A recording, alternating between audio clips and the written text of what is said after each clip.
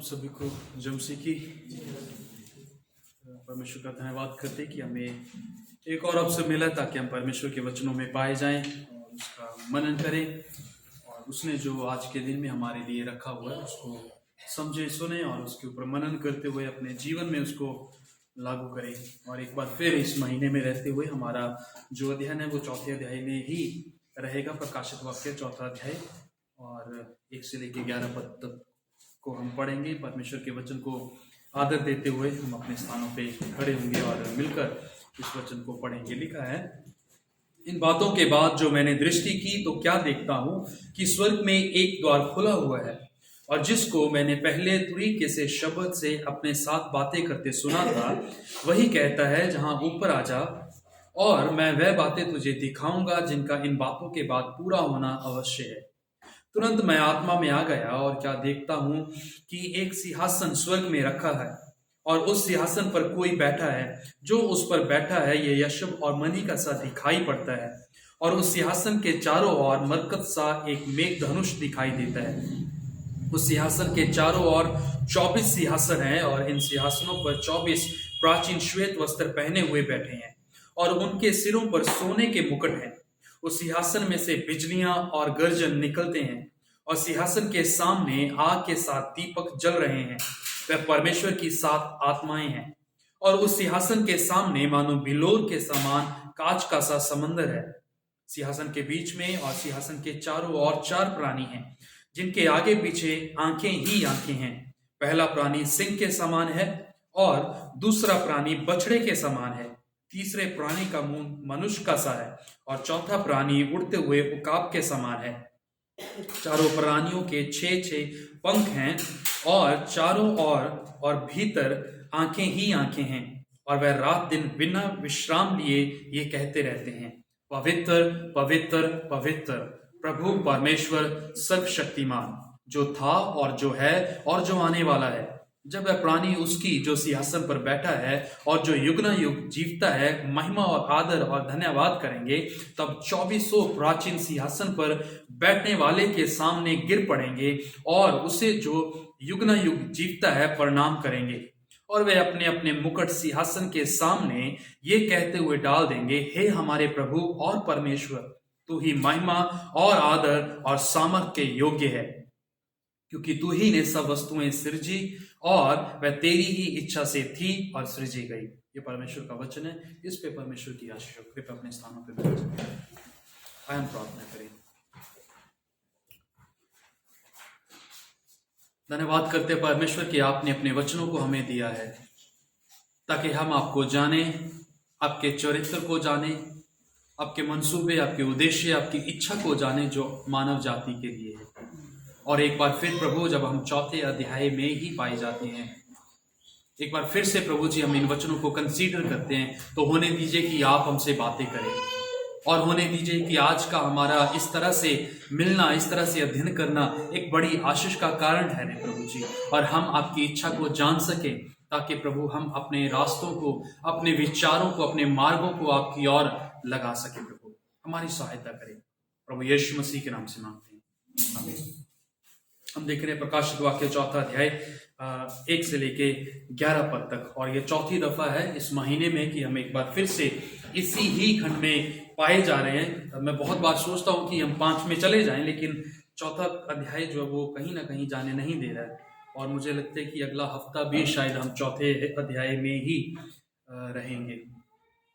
जब इस बात का जिक्र हम करते हैं तो यहाँ से हमें परमेश्वर के वचन के महत्व का पता चलता है, और एक बार फिर से परमेश्वर हमें इस बात को जानने के लिए सहायता करते हैं कि परमेश्वर का वचन जो है वो बहुमूल्य है। परमेश्वर का वचन जो है एक गहरे सागर के समान है कि आप जितना अंदर जाते जाओगे, जितना उसको पढ़ते जाओगे, चीजें अपने आप और भी स्पष्ट तरीके से आपके सामने आती रहेंगी, और एक बार फिर जब आप वचन पे लौटोगे तो एक नई चीज आपके सामने आ जाएगी। और आज का जो खंड है हमारा विशेष तौर पे 8 से लेके 11 पद तक हम देखेंगे और इसके ऊपर हम चर्चा करेंगे और इनको 3 विशेष बिंदुओं के ऊपर देखेंगे, और इसका जो शीर्षक है वो ये है, you are created to worship God, कि आपको बनाया गया है ताकि आप परमेश्वर की आराधना करें।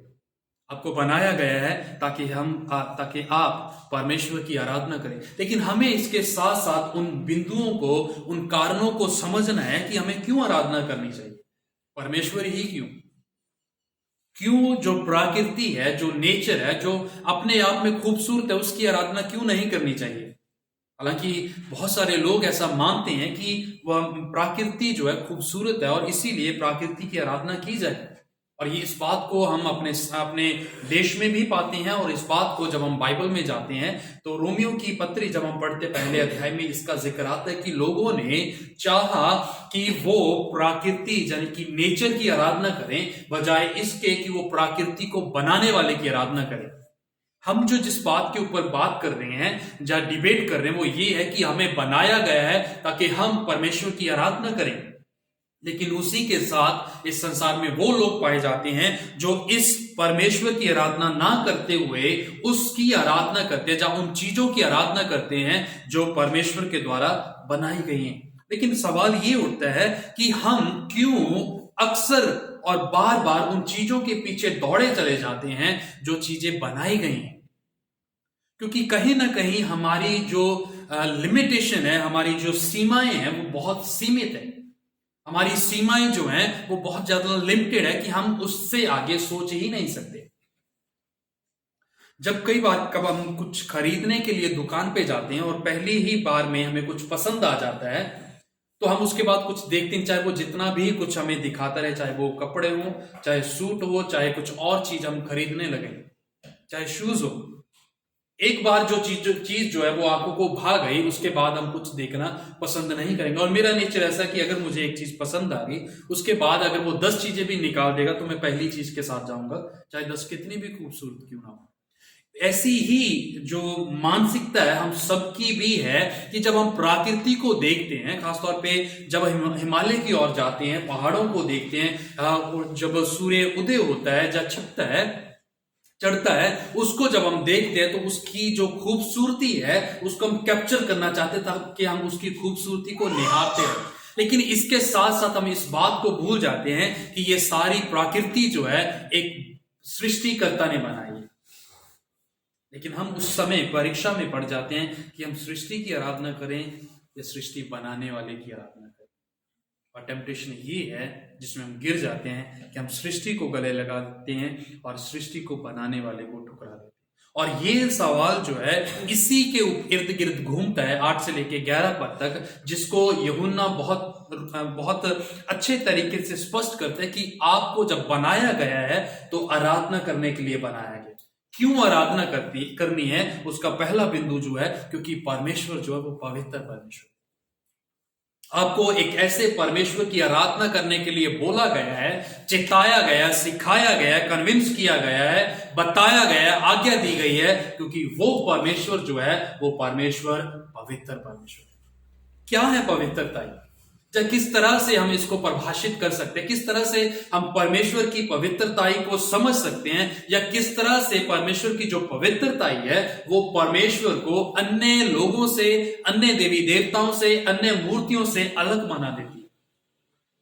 क्या है परमेश्वर की पवित्रता? 8वें पद में लिखा है, चारों प्राणियों के 6 पंख हैं और चारों और भीतर आंखें ही आंखें, और वह रात दिन बिना विश्राम लिए ये कहते हैं, पवित्र पवित्र पवित्र प्रभु परमेश्वर सर्वशक्तिमान। पवित्र पवित्र पवित्र एल शदाई, ऑलमाइटी गॉड, जिसको हम इंग्लिश में बोलते हैं। मैंने एक दफा पहले भी इसका जिक्र किया था कि पवित्र पवित्र पवित्र एक ही फ्रेज है जो बाइबल में 3 बार आती है। अदरवाइज जब हम सुसमाचार की किताबों में भी जाएंगे तो वहां पे भी जब यीशु मसीह बोलते तो वो कहते हैं, मैं सच सच कहता हूं, ट्रूली ट्रूली आई से। लेकिन जब पवित्रताई की बात होती है तो एकमात्र ये जगह है जहां पे परमेश्वर एक चीज को 3 बार दोहराता है, पवित्र पवित्र पवित्र, यानी कि उसका कोई कंपैरिजन ही नहीं। 3rd डिग्री, सुपरलेटिव डिग्री है। कि इसके तुल्य में कोई और हो ही नहीं सकता।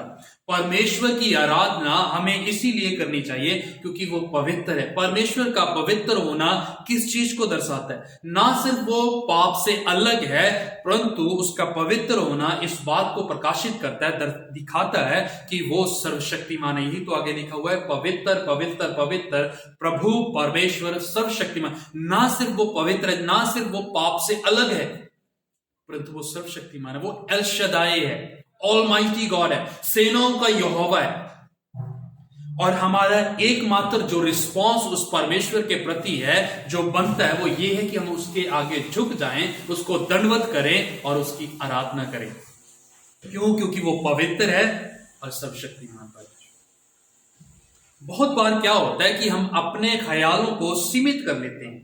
हम बहुत ही भावुक होके परमेश्वर की पवित्रताई को, जब उसकी पवित्रता को समझना चाहते हैं और सोचते हैं कि परमेश्वर तो पाप नहीं करता, सिर्फ इतना ही पवित्रता है। इतना ही नहीं है, परमेश्वर पाप नहीं करता, परमेश्वर पाप से घृणा करता है। परमेश्वर का पाप के साथ कोई भी नाता नहीं है, उसका कोई भी पाप के साथ रिलेशन नहीं है। और इसका बखान जो है बहुत अच्छे तरीके से हमें अदन की वाटिका के 3 अध्याय में मिलता है, उत्पत्ति की 3 अध्याय में, जहां पे परमेश्वर ने अपने द्वारा बनाए गए मनुष्य को, जिसको उसने अपने स्वरूप अपनी समानता में बनाया, उसको उस अदन की वाटिका से बाहर निकाल दिया। वो जिसको उसने अपने स्वरूप, अपना स्वरूप दिया, अपनी ही समानता में बनाया, लेकिन जैसे ही उसने पाप किया, परमेश्वर बोला कि अभी तू यहां पे नहीं रह सकता। क्योंकि अगर कोई चीज हमें परमेश्वर से अलग कर सकती है, वो कुछ और नहीं परंतु पाप है। कोई भी चीज हमें अलग नहीं कर सकती। और इसका जिक्र हमने पिछले संडे किया था, जब हम रोमियो की पुस्तक 8वें अध्याय में थे, कि ना तो मृत्यु, ना स्वर्गदूत, ना कोई सामर्थ, कुछ भी नहीं जो हमें परमेश्वर के प्रेम से अलग कर सकती है। लेकिन एक चीज है जो हमें परमेश्वर से अलग कर देती है, वो है पाप। जब पाप आ जाता है तो हम परमेश्वर से अलग हो, क्योंकि पाप की जो डेफिनेशन है, that is a separation from the law. परमेश्वर से अलगाव, परमेश्वर से अलग हो जाना। और इसीलिए यशायाह नबी 59 अध्याय में पहले पद में कहता है कि परमेश्वर का हाथ छोटा नहीं कि वो बचा ना सके, परमेश्वर बहरा नहीं कि वो सुन ना सके, परंतु तुम्हारे पापों के कारण परमेश्वर और तुम्हारे बीच में एक बड़ी खाई बन चुकी है कि आपकी आवाज जो है वो परमेश्वर तक नहीं पहुंच। अगर कुछ चीज है जो हमें परमेश्वर से अलग करती है, दैट इज अ सिन। और अगर परमेश्वर किसी चीज से सबसे ज्यादा नफरत करता है, दैट इज सिन। वो आदम और हवा के जीवन में हमने देखा, और उसका सबसे बड़ा प्रभाव जो है, सबसे बड़ी उदाहरण जो है, वो यीशु मसीह के रूप में हमें मिलती है। जब यीशु मसीह उस क्रूस पे थे, जब यीशु मसीह के ऊपर सारी ताड़ना, हमारे पापों का प्रभाव, उस हमारे पापों का बोझ उसके कंधों पे लाद दिया गया था, तो यीशु मसीह चिल्ला उठे और कहने लगे, एली एली लमा सबक्तानी, हे ईश्वर तूने मुझे क्यों छोड़ दिया? क्यों छोड़ दिया? पाप के कारण। वही पिता जिसने कहा था कि ये मेरा प्रिय पुत्र है, जब आकाश खुला और आकाश से वाणी हुई, आवाज आई कि मेरा प्रिय पुत्र है, तुम इसकी सुनो, वही पिता ने अपने पुत्र से मुख को फेर लिया, क्योंकि अभी पुत्र जो था पाप से लदा हुआ था। अगर कोई चीज हमें परमेश्वर से अलग करती है, वो पाप है। और हम तब तक परमेश्वर की पवित्रताई को समझ नहीं पाएंगे जब तक हम पाप की गंभीरता, उसकी सीरियसनेस को, उसके महत्व को समझ नहीं पाएंगे। हमारे लिए पाप करना क्या है? झूठ बोलना है। थोड़ा सा झूठ बोला, पाप हो गया। परमेश्वर की नजर में वो बहुत बड़ा पाप है, लेकिन हमारे लिए क्या है? छोटा सा झूठ है जो हम अक्सर अपने बचाव में बोल देते हैं। क्योंकि जब एक झूठ बोलते हैं, उसके लिए दूसरा तैयार करके रखना पड़ता है। जब दूसरा बोलते हैं, उसके लिए तीसरा तैयार करके रखना पड़ता है कि अगर मुझे काउंटर क्वेश्चन हुआ तो ये मेरी तैयारी है, मेरा प्लान बी रेडी है। हम तब तक परमेश्वर की पवित्रताई को नहीं समझ सकते जब तक पाप की गंभीरता को न समझ। और इसीलिए यहां पे यूहन्ना इस बात का जिक्र करता है कि जिन लोगों को वो देख रहा है सिंहासन पे बैठे हुए, उस सिंहासन के इर्द गिर्द बैठे हुए, वो कहते हैं कि इसके इर्द गिर्द 4 प्राणी वो निरंतर बिना विश्राम किए रात दिन एक ही रट लगाए हुए हैं, पवित्र पवित्र पवित्र, सेनाओं का यहोवा अति पवित्र। प्रभु परमेश्वर सर्वशक्तिमान पवित्र, यानी कि रात दिन जब सो रहे हैं तब भी एक ही धुन बज रही है, जब उठ रहे हैं तब भी एक धुन बज रही है, खाना खा रहे हैं एक ही धुन बज रही है, पानी पी रहे हैं एक ही धुन, बैठ रहे हैं, सो रहे हैं, चल रहे हैं, फिर रहे हैं, एक ही गाना चल रहा है, और वो है पवित्र पवित्र पवित्र, सेनाओं का यहोवा अति पवित्र। ये उसी प्रकार से है जब हम कोई नया गीत सुनते हैं और उसी गीत को हम तब तक गुनगुनाते रहते हैं जब तक हमारा दिल चाहता है, उसको भूलते नहीं है, वो हमेशा हमारे हृदय में वो ट्यून बजती रहती है। जैसे आकिश का अगर आप सुनोगे, वो लगातार इसी गीत को गाता रहता है बवर के बीच में, क्यों? क्योंकि उसके दिमाग में वो बैठ चुका है। और इसी प्रकार से जब हम इसकी बात करते हैं तो यहां पे भी जो स्वर्गदूत हैं, जो प्राणियों का जिक्र किया गया है, जो सिंहासन के इर्द गिर्द 4 प्राणियों का जिक्र किया, वो एक ही बात को कर रहे हैं, वो परमेश्वर की पवित्रता को निहार रहे हैं, क्योंकि उसके कंपैरिजन में कोई चीज और है ही नहीं। अक्सर हम संगीत गीतों में सुनते हैं कि कंपैरिजन किया जाता है कि परमेश्वर तू ऐसा है, परमेश्वर तू वैसा है, परमेश्वर तू इसके जैसा दिखता है, परमेश्वर तू वैसे। लेकिन यहां पे जब पवित्रता की बात आई तो कंपैरिजन के लिए कोई चीज थी। There was no comparison to the holiness of God. परमेश्वर की पवित्रता की तुलना में कोई चीज है, यानी कि इसका अर्थ है कि सबसे बहुमूल्य अगर कोई चीज पाई जाती है, सबसे बहुमूल्य जो एट्रीब्यूट्स परमेश्वर का है, वो उसकी पवित्रता है, जो उससे सब चीजों से अलग कर देती है, जो सब नामों से अलग कर देती है, सब देवी देवताओं से अलग कर देती है। और इसीलिए हम भी गा रहे थे कि परमेश्वर जैसा कोई है ही नहीं। और वचन में बार बार इस बात का जिक्र आता है, जहां पे भजनकार कहता है, और शुरू से भविष्य की पुस्तक में भी हम इस बात का जिक्र पाते हैं, जहां पे लिखा गया है कि यहोवा जैसा कोई है ही नहीं है, उसके तुल्य कोई है ही नहीं है। मैंने सब जगह पे जाकर देख लिया। सत्तर भजन संहिता में कहता है भजनकार कि मैंने हर जगह जाके देखा और पाया कि परमेश्वर जैसा पवित्र परमेश्वर कोई है। There is no one holy like him। और इसीलिए हमारा एकमात्र रिस्पॉन्स जो परमेश्वर के प्रति है वो ये है कि हम उसकी आराधना करें। हम उसकी आराधना इसीलिए नहीं करते कि we want something from him, कि हमें कुछ चाहिए, हम अपनी मांगे लेके उसके आगे स्ट्राइक हड़ताल करके बैठे हैं, ऐसा नहीं है। हम उसकी आराधना इसीलिए करते हैं क्योंकि ही इज वर्दी, वो योग्य है। हम उसकी आराधना इसीलिए करते हैं क्योंकि वो पवित्र परमेश्वर है, और उस जैसा पवित्र परमेश्वर कोई हो ही नहीं सकता। ना था, ना है और ना होगा। सिर्फ एक ही परमेश्वर है जो पास्ट में पवित्र था, जो प्रेजेंट में पवित्र है, जो फ्यूचर में भी पवित्र हो। और इसीलिए हम सबको उसकी आराधना करने के लिए जरूरी बन जाता है। जब हम आराधना का जिक्र करते हैं, that started from the very beginning, शुरुआत से ही इसकी शुरुआत हुई। शुरू में ही जब परमेश्वर अदन की वाटिका में आदम और हवा से मिलने आता, संध्या के समय में, शाम के समय में, और आदम और हवा क्या करते थे? संगति करते, फेलोशिप के लिए आते, आराधना करने के लिए आते। कई बार मैं सोचता हूं कि जब परमेश्वर वहां पे आता होगा, उनसे मिलने, कौन सा गीत गाते होंगे? शायद ये कि आज का दिन यहोवा ने बनाया, इसमें आनंदित हो। कौन सा गीत गाते होंगे? परमेश्वर की आराधना के लिए, क्योंकि आराधना करने के लिए ही उनको बनाया गया था।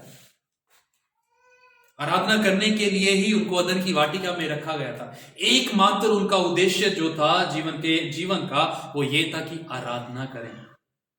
लेकिन क्या हुआ? उन्होंने आराधना करने के बजाय they chose something else. There was a sin against holy God. उन्होंने एक ऐसी चीज का चुनाव किया जो परमेश्वर की नजर में पाप था। And we do the same most of the time. और हम भी वैसा ही अधिकांश करते हैं। बहुत बार हम ऐसा ही चुनाव करते हैं, बजाय इसके कि हम परमेश्वर की आराधना करने का चुनाव करें, हम परमेश्वर के खिलाफ जाने का चुनाव करते हैं। Because that looks very colorful, वो रंगीन दिखता है, कन्विंसिंग दिखता है, और हमारी आंखों को हमेशा कलरफुल चीजें जो है वो पसंद आती है। जो ग्रे शेड्स होते हैं वो पसंद नहीं आते, जो कलरफुल चीजें होती हैं वो ज्यादा अच्छी लगती हैं। ठीक उसी प्रकार से जब पुराने समय में ब्लैक एंड व्हाइट टीवी होता था, और अभी जब कलर टीवी आ गए हैं, LED LCD आ गए हैं, तो ब्लैक एंड व्हाइट टीवी को कोई नहीं पूछता। और हम भी कहीं ना कहीं उस रंगीन हिस्से की ओर बढ़ते हैं जो दिखने में बहुत कलरफुल लगता है, लेकिन उसका महत्व क्या है? जीरो है।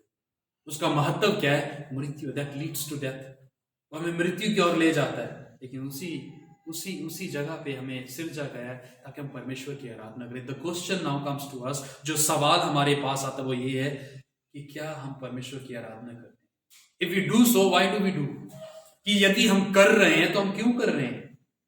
इसीलिए क्योंकि हमें कुछ चाहिए। ठीक उसी प्रकार से जैसे हम परमेश्वर के सामने भूख हड़ताल करके बैठते, परमेश्वर जब तक तू ऐसा नहीं करेगा तब तक मैं खाना नहीं खाऊंगा, मैं पानी नहीं पीऊंगा, मैं अनशन पे बैठ गया। परमेश्वर भी बोलते बैठा रहे भाई। ये जरूरी बन जाता है कि हमारे उद्देश्य क्या है। परमेश्वर नहीं चाहता कि हम भूख हड़ताल करके बैठे। परमेश्वर का वचन कहते हैं कि ये शरीर जो है वो उसका मंदिर है। हमारा कोई भी अधिकार नहीं है कि हम इस शरीर को दुखी करें, कष्ट दें। हमें तो इस शरीर को निखारना है, संवारना है, परमेश्वर के योग्य बनाना है। मैं ये नहीं कह रहा कि हमें उपवास नहीं करना चाहिए, करना चाहिए, लेकिन उद्देश्य क्लियर होना चाहिए क्यों कर रहे हैं। हम परमेश्वर की आराधना क्यों करते हैं? क्योंकि वो होली है, पवित्र है, इसीलिए, या फिर अपनी मांगे पूरी करवाने के लिए उसके सामने उसकी आराधना करते हैं। सेल्फिश होके, खुदगर्ज होके, स्वार्थी होके हम उसकी आराधना करते हैं। पुराने नियम में जब हम जाते हैं तो हाबिल का जिक्र होता है जिसने परमेश्वर की वेदी बनाई, परमेश्वर के आगे बलिदान चढ़ाया आराधना के रूप में, और उससे पूछा गया तू क्या कर सकता है? मैं बलिदान दे सकता हूं। अब्राहम से पूछा गया कि परमेश्वर से तू प्रेम करता है? बोला हाँ। क्या कर सकता है? परमेश्वर ने बोला तू अपने इकलौते पुत्र को मेरे लिए दे दे। अब्राहम ने बोला मैं तैयार, क्योंकि मेरी सच्ची आराधना जो है यही है। आप आज जब हम इस बात का जिक्र कर रहे हैं, आप परमेश्वर की आराधना करने के लिए क्या कर सकते हैं? Can you spare some time? क्या कुछ समय निकाल सकते हैं परमेश्वर की आराधना करने के लिए? बहुत बार ऐसा होता है कि हम 5 मिनट प्रार्थना करने के लिए भी कतराते हैं, क्योंकि शरीर जो है वो थक चुका है, शरीर जो है वो रिस्पॉन्ड नहीं कर रहा, और मन करता है कि छोड़ दो, सुबह करेंगे। बहुत बार ऐसा होता है। और तब ही हमें चुनाव करना होता है कि हमारा जो मन है, हमारा दृष्टिकोण जो है, हमारा पर्सपेक्टिव जो है वो कहां पे, हमारी आत्मा किसके साथ जुड़ी हुई है? परमेश्वर के साथ या फोन के साथ? और मोस्ट ऑफ द टाइम देखेंगे कि वो फोन के साथ जुड़ी हुई है, जो दुर्भाग्य है, सही नहीं है। तो सवाल ये है कि हम परमेश्वर की आराधना करने के लिए क्या कर रहे हैं? सिर्फ गाना गाते रहना आराधना नहीं है, जो अमूमन मसीही जीवन में माना जाता है। आराधना करना ही गाना गाना ही आराधना नहीं है। लेकिन पौलुस 12 अध्याय में रोमियो की पुत्री में कहता है, वहां पे कहते हैं कि तुम अपने शरीरों को परमेश्वर को जीविता हुआ, भावता और ग्रहण योग्य करके बलिदान चढ़ाओ, क्योंकि यही तुम्हारी सच्ची आराधना है। वो तो नहीं कहता कि बैठ जाओ ढोलक लेके गाना गाते हो। शरीरों को चढ़ाओ। और गाना गाने में क्या होता है? शरीर से गाना गाते हैं, आत्मा कहीं और ही दौड़ी हुई। परमेश्वर तो आत्मा चाहता है। हम परमेश्वर की आराधना क्यों करें? और यहां पे जब ये 4 प्राणी बिना विश्राम किए हुए 24/7 2400 घंटे लगे हुए एक ही बात को दोहराने, पवित्र पवित्र पवित्र, यानी कि दे वर इन लव विद गॉड। वो परमेश्वर के साथ प्रेम में बंध चुके थे। और जब हम किसी के साथ प्रेम में आते हैं, प्यार करते हैं, जैसे मैंने पिछले बार भी कहा था, we just want to be that around that person. हम उस व्यक्ति के इर्द गिर्द रहना चाहते हैं, क्योंकि उसकी बातें, उसके साथ बात करना, उसके साथ हंसी मजाक करना हमें अच्छा लगता है, because we are in love with him और हर। हम उसके साथ प्रेम में। और ये लोग जो हैं वो परमेश्वर से प्रेम करते हैं। And the only response they are giving to the Lord because of their love towards Him is shouting पवित्र पवित्र पवित्र। एकमात्र जो प्रत्युत्तर उनका परमेश्वर के प्रति है, जो उनके प्रेम का प्रगटावा है, जो उनके प्रेम को साबित करता है, वो ये है कि वो कह रहे हैं जोर जोर से, पवित्र पवित्र पवित्र प्रभु परमेश्वर सर्वशक्तिमान, जो था और जो है और जो आने वाला है, इसके बाद कोई नहीं, फुल स्टॉप। हम बनाए गए हैं ताकि हम परमेश्वर की आराधना करें क्योंकि वो पवित्र है। सेकंड थिंग, हम परमेश्वर की आराधना इसीलिए करते हैं क्योंकि वो योग्य है। 10 और 11 पद में लिखा हुआ है, जब 10 पद, तब 2400 प्राचीन सिंहासन पर बैठने वाले के सामने गिर पड़ेंगे और उसे जो युग न युग जीवता है प्रणाम करेंगे, और वह अपने अपने मुकुट सिंहासन के सामने ये कहते हुए डाल देंगे, हे हमारे प्रभु और परमेश्वर, तू ही महिमा और आदर और सामर्थ्य के योग्य है। There is no one like you। क्योंकि किसी की प्रशंसा करने के लिए there has to be some sort of a credential, उसमें कुछ ना कुछ योग्यता होनी चाहिए। हम किसी की प्रशंसा क्यों करते हैं? हम जब किसी को कहते हैं कि ये व्यक्ति जो है ये बहुत अच्छा है, क्योंकि हमें उसका स्वभाव अच्छा लगता है, इसीलिए तो बोलते हैं। यदि हम उसको लुभाने के लिए बोल देंगे, उसके सामने तो हम अच्छा बोल देंगे, लेकिन उसकी पीठ पीछे हम उसकी चुगली करें। But that is not this case here. लेकिन ऐसा यहाँ पे प्रतीत नहीं होता। यहाँ पे जो आराधना की गई है वो परमेश्वर की योग्यता के कारण, परमेश्वर जो है उसके लिए हम उसकी आराधना करते हैं, परमेश्वर ने जो किया है उसके लिए हम उसकी आराधना करते हैं। परमेश्वर ने अपने आप को उस स्थान पे रखा है जहां पे वो डिमांड करता है कि मेरी आराधना की जाए, क्योंकि मेरे समान और कोई नहीं है। योग्य परमेश्वर अगर कोई है तो वो मैं ही हूं। और इसीलिए सिंहासन पर जब ये परमेश्वर बैठा हुआ है तो अन्य 24 सिंहासनों पर जो मौजूद थे, बैठे हुए थे प्राचीन लोग, वो उस सिंहासन पे बैठे हुआ जो परमेश्वर है उसके सामने गिर पड़े और क्या कहा, उसे जो युग ना युग जीवता है, जो युग ना युग हमेशा के लिए जीवता है। जिस तरह से पहले अध्याय में हमने देखा था, यीशु मसीह ने कहा था कि मैं मर गया था लेकिन अभी मैं युग ना युग जीवित हूं, मैं हमेशा के लिए जीवित हूं। मैं पास्ट का परमेश्वर नहीं था। I was not a God just in the history. मैं सिर्फ इतिहास में ही परमेश्वर नहीं था, मैं आज भी परमेश्वर हूं, क्योंकि स्वर्ग और अधोलोक की जो चाबियां हैं वो मेरे ही पास, मुझे ही सारा अधिकार दिया गया है। फिर चाहे वो स्वर्ग हो, चाहे पृथ्वी हो, चाहे मृत्यु हो, चाहे जीवन हो, चाहे रोशनी हो, चाहे अंधकार हो, सब चीजों का अधिकार जो है वो मेरे पास है। और जब इन प्राचीनों को पता चला तो उन्होंने बोला कि यही परमेश्वर है, तो वो अपने स्थानों पे से खड़े हुए, अपने मुकुट को उतारा और उसको दंडवत किया, उसके आगे गिर पड़े। कंप्लीट सरेंडर, पूर्ण रूप से दंडवत किया उन्होंने, क्योंकि परमेश्वर योग्य है। मुझे लगता है कि हम परमेश्वर को इंटेलेक्चुअली जानते, यानी कि अपने दिमागी तौर से परमेश्वर को जानते हैं। हमें परमेश्वर का पता है कि परमेश्वर पवित्र है, हमें पता है कि परमेश्वर योग्य है, परमेश्वर प्रेम करने वाला, अन्याय करने वाला परमेश्वर, अनुग्रह और दयालु परमेश्वर है, सर्वशक्तिमान परमेश्वर। We know all of these, हमें सब कुछ पता है, but that does not affect our lifestyle. लेकिन फिर भी वो हमारे जीवन को प्रभावित नहीं करता। क्यों? सारा ज्ञान जो है यहीं पे उतर गया। जहां से जो ज्ञान दिल तक पहुंचना था, वो नाड़ी जो है हमारी ब्लॉक हो चुकी है, हमने उतरने ही नहीं दिया।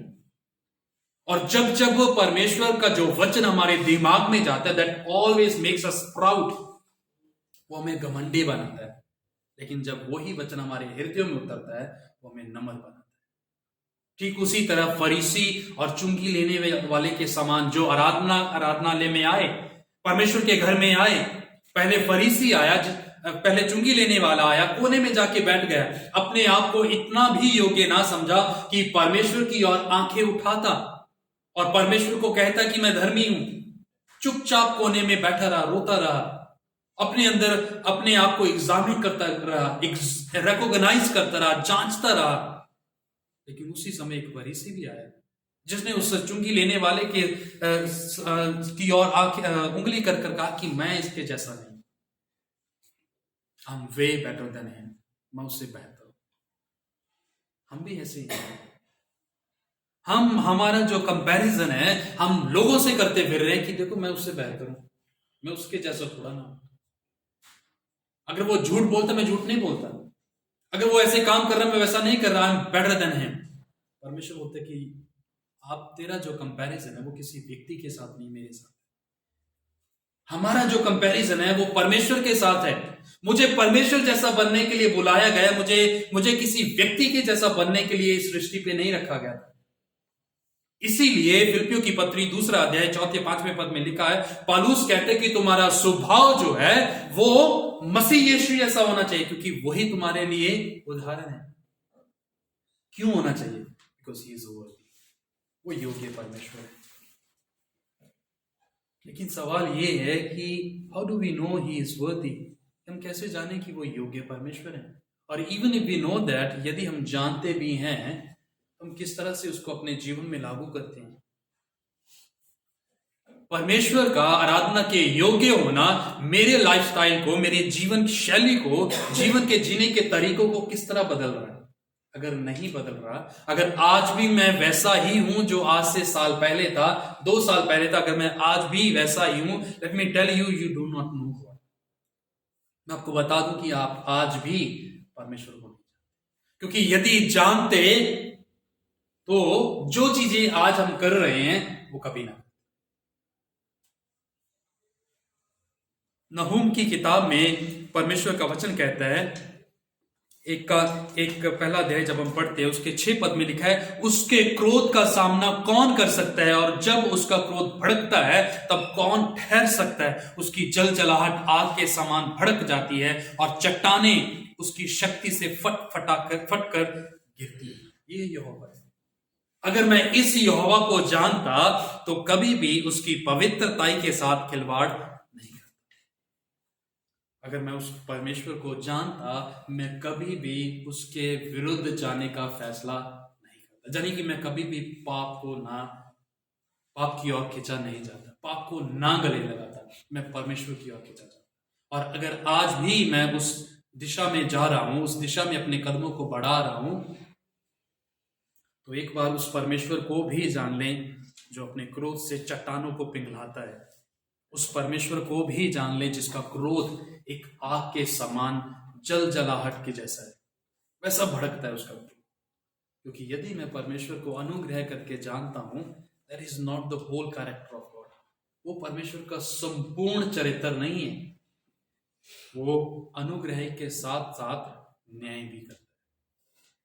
वो प्रेम करने वाला परमेश्वर भी है और सजा देने वाला परमेश्वर भी, दंड देने वाला परमेश्वर भी है, क्योंकि वो योग्य है।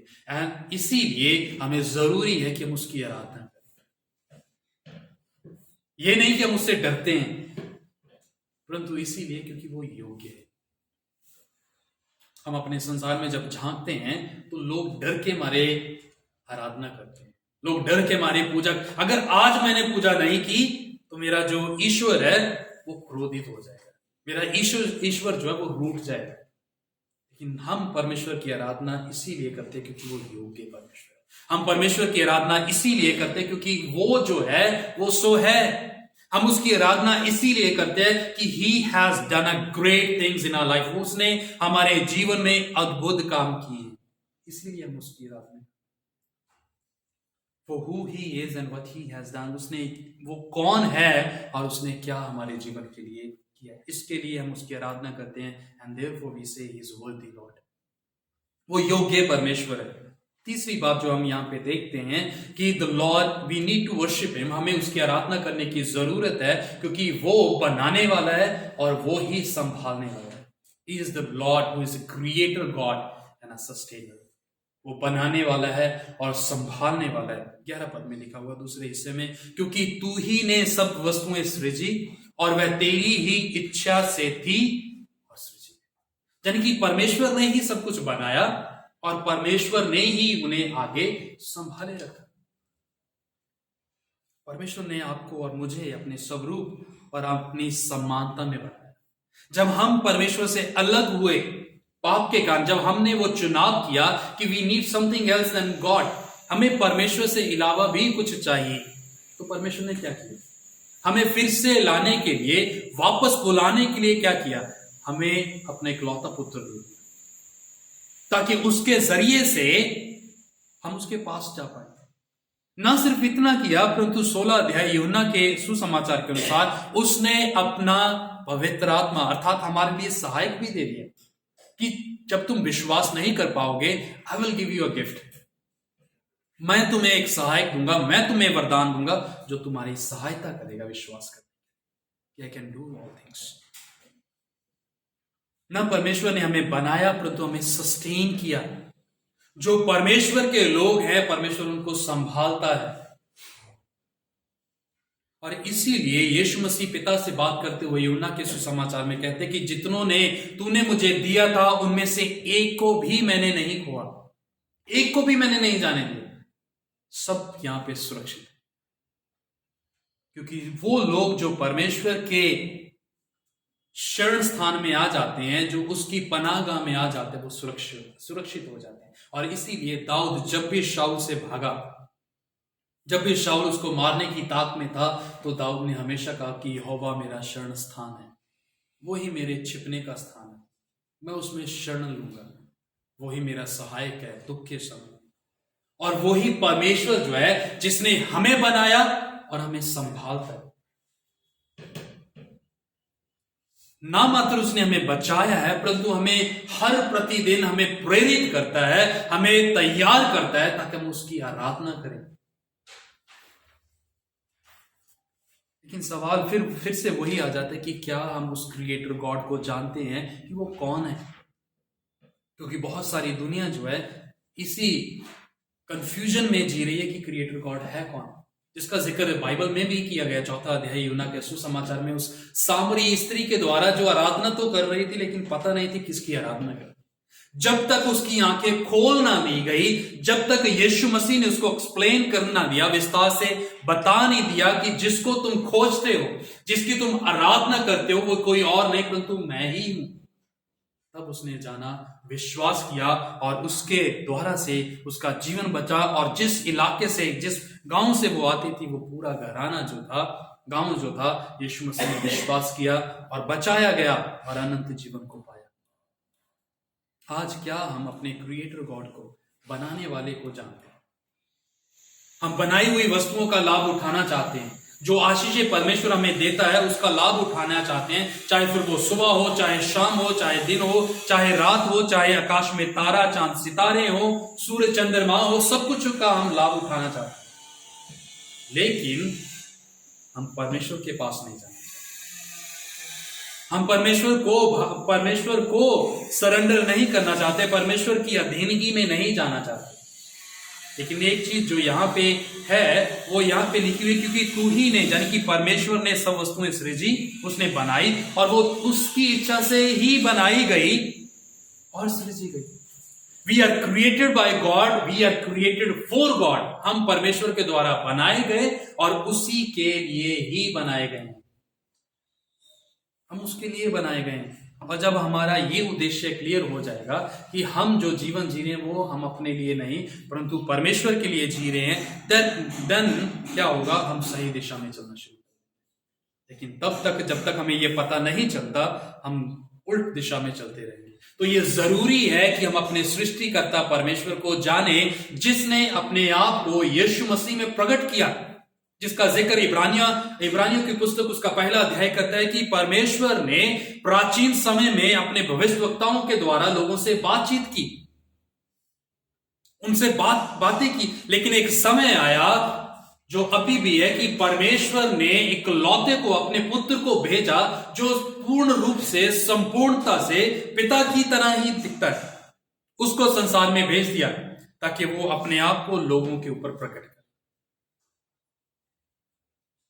वो सृष्टिकर्ता परमेश्वर ने यीशु मसीह के रूप में अपने आप को प्रकट किया, और जितनों ने उस पर विश्वास किया उन सबको परमेश्वर ने अपनी संतान अर्थात अपने बेटे और बेटियां होने का अधिकार दे दिया। तो आज भी हमारे पास अवसर है कि क्या हम उस पंक्ति में खड़ा होना चाहते हैं, उस लाइन में खड़ा होना चाहते हैं। वो लोग जो ठुकरा रहे हैं, जिनके पास यीशु आया तो सही, लेकिन उन्होंने उसको तिरस्कृत कर दिया, उसको ठुकरा दिया। लेकिन वहीं पे क्या हम उस लाइन का हिस्सा हैं, जब यीशु मसीह आया तो उन्होंने गले लगा लिया और कहा, हे दाऊद की संतान, मुझ पे रहम कर मुझ पर। और जिन्होंने ऐसा कहा उन सबको परमेश्वर ने अपनी संतान होने का अधिकार दिया। और वो लोग जो हैं परमेश्वर की आराधना करें। हम परमेश्वर की आराधना करने के लिए बनाए गए हैं, क्योंकि परमेश्वर जो है वो होली गॉड है, वो पवित्र परमेश्वर है, वो योग्य परमेश्वर है, वो ही सृष्टिकर्ता परमेश्वर है और वो ही संभालने वाला परमेश्वर है। और इसीलिए अगर हम कुछ परमेश्वर को दे सकते हैं वो आराधना है।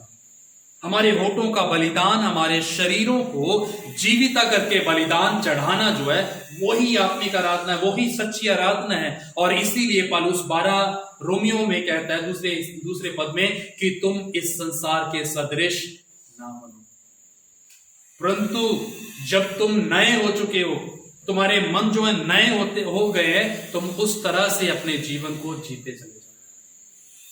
Why do you worship God? That need to be answered. हम क्यों परमेश्वर की आराधना करते हैं? मुझे लगता है कि इस सवाल का जवाब हमें ढूंढना चाहिए। जब तक हमें एक पता नहीं होगा कि हम क्यों करते हैं, तब तक हम सिर्फ वही करते रहेंगे जो आराधना का हिस्सा नहीं। आराधना जो है वो लाइफस्टाइल है, जीवन शैली है। आराधना जो है वो अच्छे काम करना नहीं है, सिर्फ गीत गाना नहीं है। आराधना जो है दैट इज अ लाइफस्टाइल। हम किस तरह से अपने जीवन को जीते हैं वो आराधना है। हम किस तरह से बातें करते हैं, हम किस तरह से चलते हैं, किस तरह से परमेश्वर के वचनों को एक्सरसाइज करते हैं, अभ्यास करते हैं, दैट इज अ वर्शिप। लेकिन हम मसीह में होने के बावजूद भी कहीं ना कहीं इस चीज से वंचित हैं कि हम जानते ही नहीं कि सच्ची आराधना का अर्थ क्या है। सच्ची आराधना है क्या? हमें क्यों करना चाहिए? क्यों परमेश्वर की ही आराधना करनी चाहिए? क्यों उसके द्वारा बनाई गई प्रकृति की आराधना नहीं करना चाहिए? और जब ये चीजें क्लियर होगी तो हम भी इन प्राचीनों की तरह जो सिंहासन पे बैठे थे, परमेश्वर को जब देखेंगे तो एक ही बात कहेंगे, पवित्र पवित्र पवित्र प्रभु परमेश्वर सर्वशक्तिमान, जो था, जो है, जो आने वाला है। और हम अपने सिंहासनों से खड़े होकर उसको सम्मान दें। अदरवाइज क्या होगा? उस व्यक्ति की तरह जो ढीठ है, जो कठोर है, जब उसका मालिक आता है उसकी ओर वो देखता भी नहीं, उसको सम्मान नहीं देता, क्योंकि वो उसको योग्य नहीं समझता। अगर वो योग्य समझेगा then he will honor him, तब वो उसका सम्मान करेगा, उसको ग्रीट करेगा जैसे ये कर रहे हैं। लेकिन यहां पे हम जो देख रहे हैं 10 पद में, ये सब प्राणी जो हैं, प्राचीन जो हैं, वो अपने सिंहासन से खड़े आदर देने के, क्योंकि उन्होंने देखा कि जो सिंहासन पे बैठा है, first he is a holy God, second he is a worthy God, third he is a creator. तभी वो खड़े हुए, otherwise they should have been sitting over there, वो वहीं पे बैठे रह सकते। आज जब हम परमेश्वर के में होने का दावा करते हैं कि हम मसीह में हैं, तो हम क्या कर रहे हैं अपने जीवन में जो इस चीज को साबित करता है कि हम परमेश्वर की आराधना, हम सच्चे परमेश्वर को जानते हैं, जो पवित्र है, जो योग्य है, जो सृष्टि करता है, जो संभालने वाला है।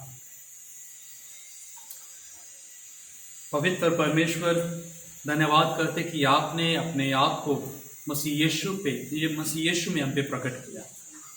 हम तो उस परमेश्वर से अनजान थे, लेकिन आप ही ने प्रभु जी चाहा कि आप अपने आप को हम पे प्रकट करें ताकि हम आपको जान सकें। पिता, हमारी बंद आंखों को खोल और उस मखौटे को हमारे चेहरे से उतार दे जो धर्मी होने का पाखंड करता है, ताकि हम प्रभु जी अपने जीवनों को प्रभु उस तरह से जी सके जिस तरह से आप हमें चाहते हैं, ताकि हमारे विचार, हमारे ख्याल, हमारे मार्ग, हमारी जीवन शैली आपके अनुसार हो, आपके वचनों के अनुसार हो। आप ही हमारी मदद करें, आप ही हमारी सहायता करें प्रभु जी, ताकि जो आराधना के योग्य आप हैं वो आराधना और सम्मान हम आपको दे पाए, क्योंकि आप पवित्र हैं, आप योग्य हैं और आप ही सृष्टि करते हैं। आप ही ने हमें बनाया और हमें अपने लिए ही आपने बनाया। हमारी सहायता करें प्रभु, मसीह यीशु के नाम से मांगते हैं, आमीन। ये समय रहेगा कि हम